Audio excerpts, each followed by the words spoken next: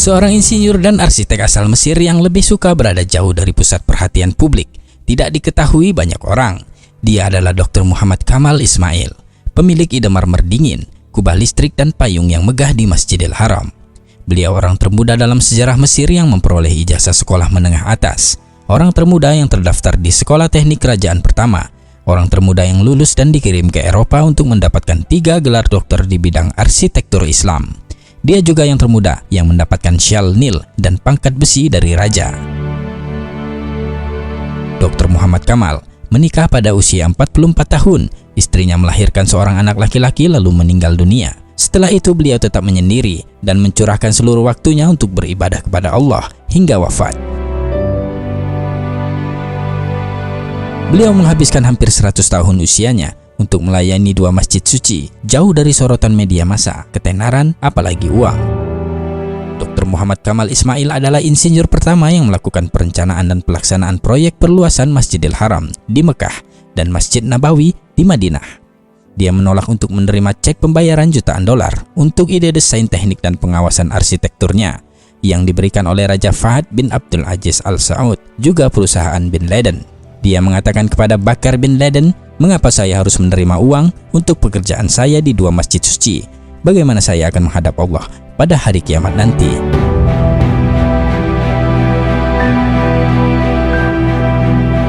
Dokter jenius ini memiliki kisah ajaib atas kuasa Allah yang menakjubkan dan luar biasa sehubungan dengan batu marmer yang dipakai untuk lantai Masjidil Haram, juga Masjid Nabawi. Dr. Kamal ingin menutupi lantai Masjidil Haram dengan marmer khusus yang bisa menyerap panas untuk jamaah yang melakukan tawaf. Marmer ini hanya tersedia di sebuah gunung kecil di Yunani. Beliau lalu pergi ke Yunani dan menandatangani kontrak untuk membeli marmer dari hampir setengah gunung tersebut, jumlah yang cukup untuk lantai Masjidil Haram. Beliau menandatangani perjanjian tersebut dan kembali ke Mekah. Setelah 15 tahun selesai pembangunan di Masjidil Haram, pemerintah Saudi memintanya untuk menempatkan jenis marmer yang sama di Masjid Nabawi di Madinah. Dr. Muhammad Kamal mengatakan, "Ketika raja memintanya untuk melapisi Masjid Nabawi juga dengan marmer yang sama, saya menjadi sangat bingung karena hanya ada satu tempat di dunia ini untuk mendapatkan marmer jenis ini, yaitu di Yunani, dan saya sudah membeli setengah dari yang tersedia." Dr. Kamal mengatakan bahwa ia pergi ke perusahaan yang sama di Yunani dan bertemu dengan CEO dan menanyakan jumlah yang tersisa dari marmer tersebut. CEO itu mengatakan bahwa marmer yang ada di gunung itu telah terjual semuanya 15 tahun yang lalu. Dr. Kamal menjadi sangat sedih. Ia melangkah keluar dan ketika hendak meninggalkan kantor mereka, ia bertemu dengan sekretaris kantor. Dr. Kamal memintanya untuk memberitahu keberadaan orang yang membeli sisa jumlah marmer tersebut. Sekretaris itu menjawab bahwa akan sulit untuk mengetahui dari catatan yang sudah sangat lama. Atas permintaan Dr. Kamal, ia berjanji akan mencari berkasnya. Dr. Kamal kemudian memberikan alamat dan nomor hotelnya dan berjanji akan mengunjunginya kembali keesokan harinya. Dr. Kamal mengatakan bahwa ketika meninggalkan kantor dia berpikir, "Mengapa saya ingin tahu siapa yang membelinya? Dalam hati saya berkata pada diri saya sendiri, Allah akan membuat sesuatu yang luar biasa terjadi," ujarnya.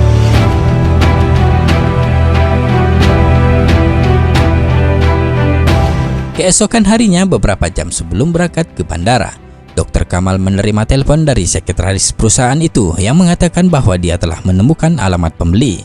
Dr. Kamal pergi ke kantor mereka dengan langkah lambat sambil berpikir, apa yang akan saya lakukan dengan alamat pembeli tersebut? Karena sudah bertahun-tahun berlalu. Dr. Kamal sampai di kantor dan sekretaris memberi alamat perusahaan yang membeli sisa marmer tersebut.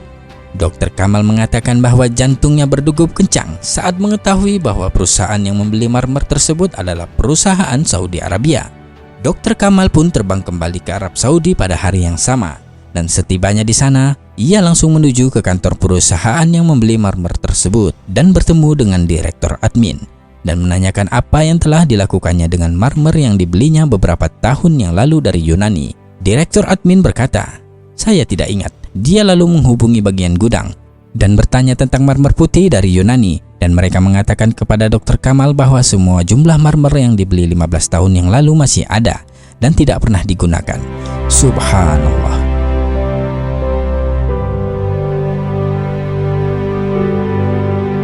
Dr. Kamal mulai menangis seperti bayi, dan selanjutnya dia menceritakan kisah lengkapnya kepada pemilik perusahaan.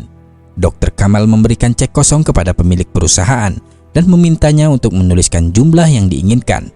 Ketika pemilik perusahaan mengetahui bahwa marmer tersebut adalah untuk Masjid Nabawi, ia berkata, "Allah membuat saya membeli marmer ini dan melupakannya karena marmer ini dimaksudkan untuk digunakan di Masjid Rasulullah." Allahu Akbar.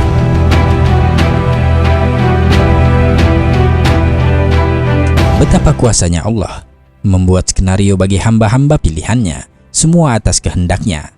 Dr. Muhammad Kamal Ismail meninggal pada 2 Agustus 2008. Semoga Allah menempatkan beliau di tingkat tertinggi di surga Firdausnya kelak. Amin ya rabbal alamin. Wallahu a'lam bissawab.